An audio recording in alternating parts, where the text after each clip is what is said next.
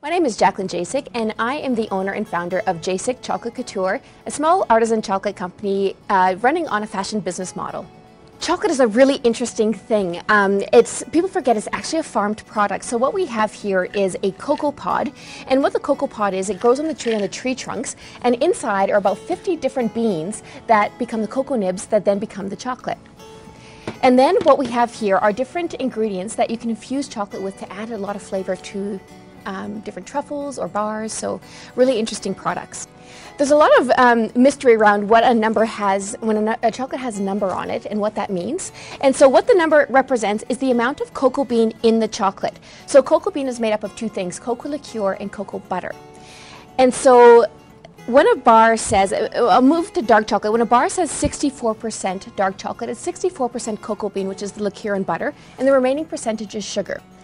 In milk chocolate, we have an additional ingredient in there, which is of course the milk. So when you have a 36% milk chocolate, the remaining percentage is sugar and milk crumb.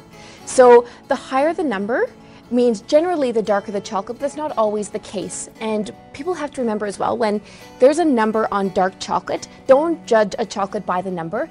There's a lot of factors that come into play, like origin, where the bean is grown, how the bean is treated. So not every 64% is created equal.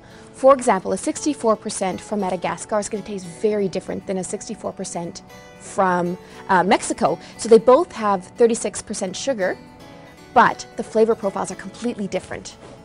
There's a lot of myth around dark chocolate and bitterness. So there's a lot of education going on right now. Dark chocolate that is bitter is often a sign of poor quality chocolate. Dark chocolate should actually be bold versus bitter. And that comes in the way the bean has been treated. So dark chocolate that is bitter, often the beans have been burnt to make up for any off flavors in fermentation or poor quality beans. So the burnt is the bitter. So in dark chocolate, you should have a bold flavor that has different notes, that has different profiles, and that is a bean that's been well treated, and it's not going to be bitter, just bold.